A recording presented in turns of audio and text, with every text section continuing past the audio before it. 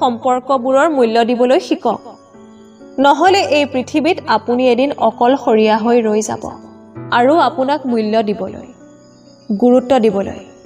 কোনো ওচৰ চাপি নাহিব কোনোবাই যদি আপোনাক বহুত বেছি প্ৰায়ৰিটি দিয়ে তেনেহলে এইটো নাভাবিব যে সেই মানুহজন একেবাৰে সস্তীয়া কাৰণ এই পৃথিৱীত ইমান মানুহ থকাৰ সত্ত্বেও আপোনাক তেওঁ প্ৰায়ৰিটি দিছে আপোনাকে বুজিবলৈ চেষ্টা কৰিছে ভাবি চাওকচোন তেওঁ আপোনাৰ বাবে বিৰক্তিদায়ক হ'ব পাৰিব জানো আপোনাক গুৰুত্ব দিয়াজনক সন্মান দিয়াজনক আপুনিও সন্মান কৰিবলৈ শিকক নহলে এটা সময়ত আপুনিও অকলশৰীয়া হৈ ৰৈ যাব কোনো নাথাকিব আপোনাৰ কাষত আপোনাক গুৰুত্ব দিয়া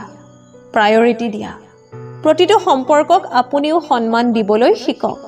সেই সম্পৰ্ক লাগিলে বন্ধুত্ব ভাল পোৱা বা আন কোনো